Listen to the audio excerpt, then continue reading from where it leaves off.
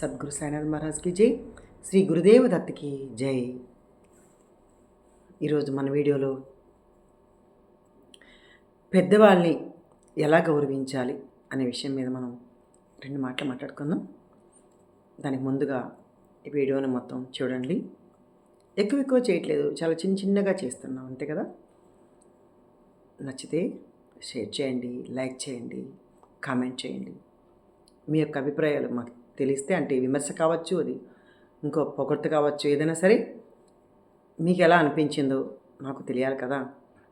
కాబట్టి కామెంట్ చేయండి, ఏం ప్రాబ్లం లేదు. సరే, వీడియోలోకి వచ్చేద్దాం. పెద్దవాళ్ళని ఎలా గౌరవించాలి?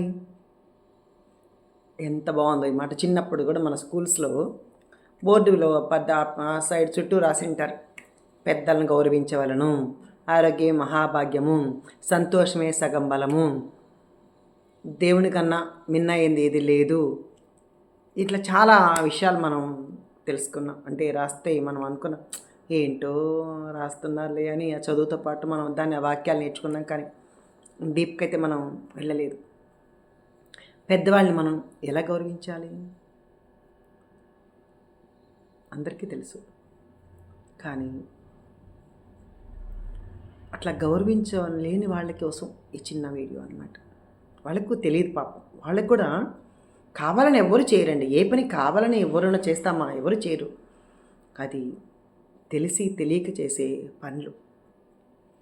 మన ఇంట్లో ఇంటి యజమాని రాగానే చక్కగా మనం ఆడవాళ్ళమైనా సరే నలుగురితో మాట్లాడుతున్నాం అనుకో, మన ఇంటి యజమాని లోపలికి రాగానే వెంటనే మగవాడికి ఇచ్చే విలువ అది, అంటే పెద్దవాడికి ఇచ్చే గౌరవం అన్నమాట.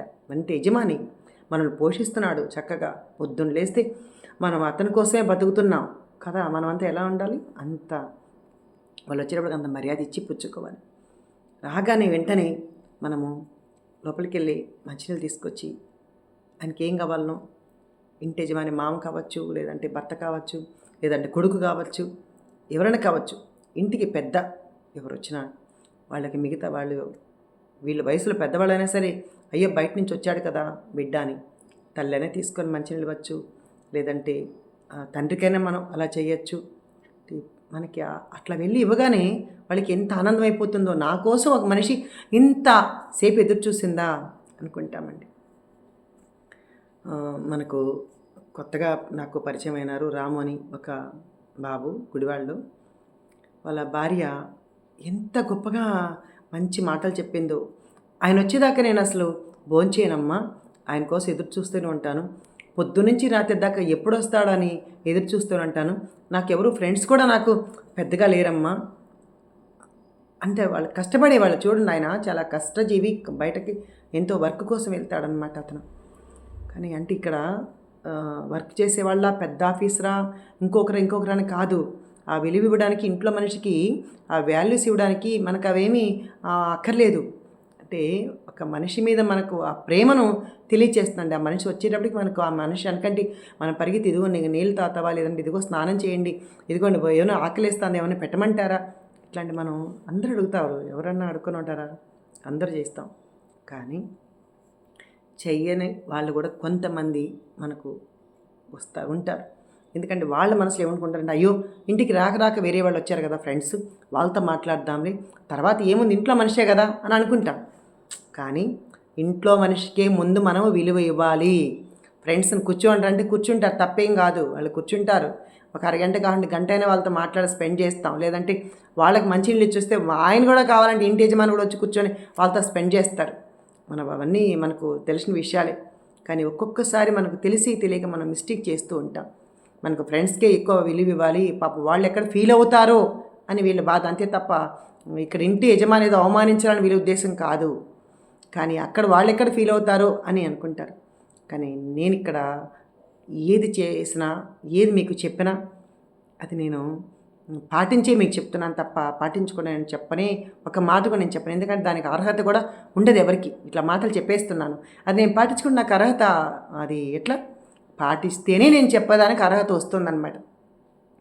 మా వారు ఉన్నప్పుడు బాబా సచ్చరిత్ర, గురుచరిత్ర వారం చాలా రోజు కూడా ఆల్మోస్ట్ మన ఇంట్లో గుడివాళ్ళ పూజలు బాగా జరిగేవి.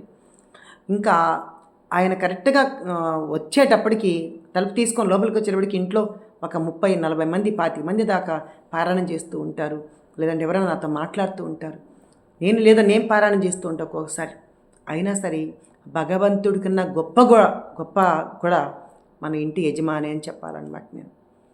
అయితే మా వారు వచ్చిన వెంటనే నేను బుక్కు ఎక్కడ ఏ అధ్యాయంలో మధ్యలో ఉందో అదేం కూడా చూసుకోను. వెంటనే పేపర్ మడతపెట్టేసి వెంటనే వెళ్ళి మా వారికి ఏం కావాలని అడిగి ఆయన కాఫీనో మంచినీళ్ళు ఏదో ఇచ్చి అప్పుడు మళ్ళీ వచ్చి కూర్చుంటా. నాకేం పర్లేదు, నువ్వు వెళ్ళిపోయి కూర్చో, అక్కడ వెళ్ళి నువ్వు ఎందుకు అంత కంగారు పడతావు అంటారు. అది కంగారు కాదు, మన ఇంటికి అంటే మన ఇంట్లో మనుషులు మనం ఇచ్చే వాల్యూ అండి. మన ఇంటికి అంటే మనం వాళ్ళ అతిథులు ఆడ కూర్చున్నారు, చదువుతున్నారు, ఉంటారు, ఏం కాదు. కానీ ఇక్కడ మన ఇంటికి వచ్చే మనిషి లోపలికి వెళ్ళి అర్రే ఎప్పుడు చూసినా వాళ్ళతో ఫ్రెండ్స్తో మాట్లాడుతూ ఉంటుంది, ఎప్పుడు చూసినా ఈ దేవుడేనా, ఈ గోలేనా, ఈ బుక్సేనా అని వాళ్ళకి ఎప్పుడు చికాకు కలిగించకూడదు. వాళ్ళు ఎన్ని కష్టాలు బయట నుంచి ఎంత ప్రాబ్లమ్స్తో వస్తారు, ఆఫీస్లో కావచ్చు లేదా బయట పనిలో కావచ్చు. మగవాడు చాలా చికాకుగా వస్తాడండి. ఇంటి యజమాని ఎలా వస్తాడంటే పాపం బయట వాళ్ళకి ఎన్నో డబ్బులు కావచ్చు లేదంటే ఇంకొక ఎన్నో ఉంటాయండి వాళ్ళకి, మనకు తెలియదు. ఫ్రెండ్స్ కావచ్చు, ఎన్నో రకంతో బాధలతో వస్తారు. కానీ మనం ఇంటికి వచ్చేటప్పటికి వాళ్ళకి ఎదురెళ్ళి చక్కగా వాళ్ళ స్వాగతం పలికి వాళ్ళకి ఏం కావాలో ఒక 5 నిమిషాలు వాళ్ళ కోసం, ఒక 10 నిమిషాలు వాళ్ళ కోసం కేటాయించి వాళ్ళ పక్కన కూర్చొని మనం ఏదో అడిగితే అంటే ఎట్లా ఉన్నారు, ఏమైందండి, అలా ఉన్నారు ఏంటి అని మనం వాళ్ళకి సేద తీర్చితే అదే భార్య కావచ్చు, చెల్లి కావచ్చు, అక్క కావచ్చు, ఎవరైనా కావచ్చండి, ఇంటి యజమానిని మనం చక్కగా మనం గౌరవించాలన్నమాట. లేదా ప్రేమించాలి, ప్రేమగా మనం చూడాలన్నమాట. నేను అదే చేశానండి. నేను అదే చేస్తాను, ఇప్పటికి కూడా నేను అదే చేస్తాను.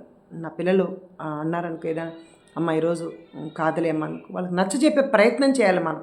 వాళ్ళు అక్కడ మనం బాధ పెట్టకూడదు, నచ్చ చెప్పే ప్రయత్నం మనం చేసి వాళ్ళు సంతోషపెట్టే అప్పుడే మనం బయటికి రావాలి తప్ప ఇంట్లో వాళ్ళని బాధ పెట్టి మనం బయట వాళ్ళని గౌరవించేస్తే ఏమొస్తుంది. అందుకే ఇంట గెలిసి రచ్చ గెలువు అన్నారు పెద్దలకు. ఒక మాట చెప్పారంటే అది సద్దన్న మూట అన్నమాట. పెద్దలు చెప్పారంటే అది పెద్ద సద్దన్న మూట. ఇంట గెలిసి రచ్చ గెలువు. ఇంట్లో అందరూ తిట్టుకొని ఇంట్లో వాళ్ళు గౌరవించకుండా బయట వాళ్ళు అమ్మ అమ్మ అంటే ఏం ప్రయోజనం. కాబట్టి ఇంట గెలిసి రచ్చ మనం గెలవాలి. సద్గురు సాయినాథ్ మహారాజ్కి జై.